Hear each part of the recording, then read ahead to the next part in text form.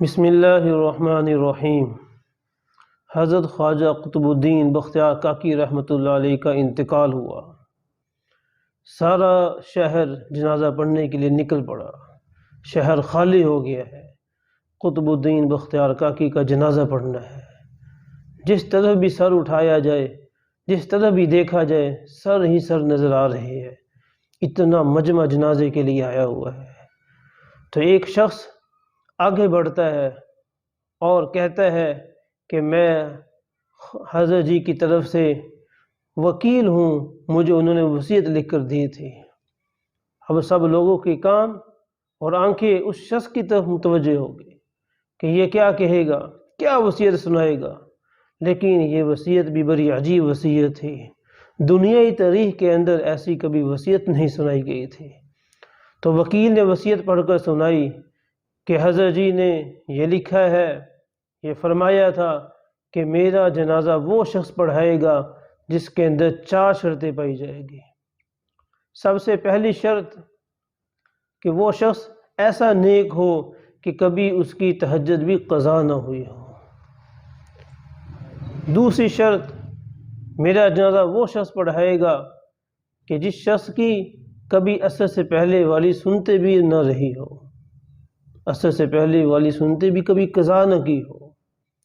تیسری شخص، میرا جنازہ وہ شخص پڑھائے گا جو جس وقت سے بالغ ہوا ہو ایسا عفیف پاک دامن ہے کہ کبھی اس نے کسی غیر محرم کی طرف نظر اٹھا کر نہیں دیکھا۔ چوتھی شرط، میرا جنازہ وہ شخص پڑھائے گا کہ کبھی جس کی تکبیر اولیٰ فوت نہ ہوئی ہو۔ جس شخص کے اندر یہ 4 شرطیں پائی جاتی ہو وہ میرا جنازہ پڑھانے کا حق رکھتا ہے۔ اب یہ 4 شرطیں کوئی معمولی شرطیں نہیں ہے۔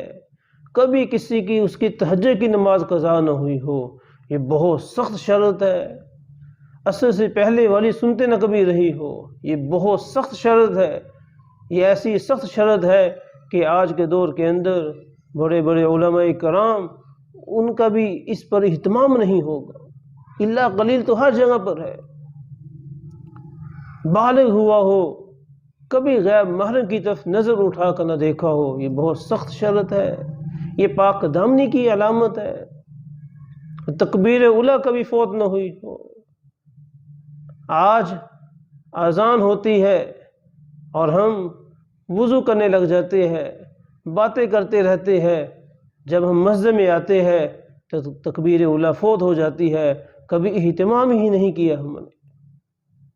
آج تو اگر ہمیں جماعت مل جائے، آخری رکعت مل جائے، ہم بڑے خوش ہوتے ہیں کہ ہم نے نماز جو ہے باجماعت ادا کر لی ہے۔ بالکل خوش ہونا چاہیے، لیکن ہمیں اس بات کی فکر کرنی چاہیے کہ ہم بھی تکبیر اولیٰ کا اہتمام کریں۔ تو یہ 4 شرطیں جس کے اندر پائی جائے گی وہ جنازہ پڑھانے کا حق رکھتا ہے۔ اب سارا کا سارا مجمع خاموش ہے، جیسے سانپ سونگ گیا ہو، کوئی بھی آگے نہیں بڑھ رہا، وقت گزرتا جا رہا ہے۔ اب یہ چہمگویا کی جا رہی ہے کہ حضرت کا جنازہ کون پڑھائے گا، کس کے اندر یہ 4 شرطیں پائی جاتی ہیں۔ آخر ایک شخص آگے بڑھتا ہے، وہ حضرت کے چہرے سے کپڑے کو ہٹاتا ہے اور کہتا ہے کہ حضرت آپ دنیا سے چلے گئے ہو لیکن میرا پردہ فاش کر گئے ہو۔ میں وہ شخص ہوں جس کے اندر 4 شرطیں پائی جاتی ہیں۔ تو سارے لوگوں نے اپنے سر کی آنکھوں سے دیکھا کہ وہ شخص وقت کا بادشاہ شمس الدین التمش تھا۔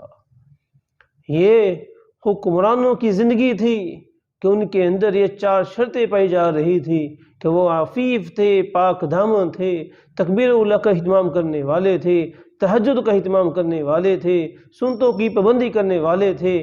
یہ بادشاہوں کی زندگی ہے۔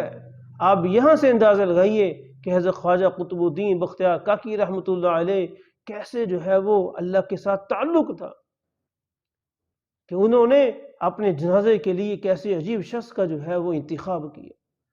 تو اللہ تعالی ہمیں بھی اپنا قرب عطا فرمائے، اللہ تعالی ہمیں جو ہے وہ اپنا مقرب بنائے، اپنا محبوب بنائے۔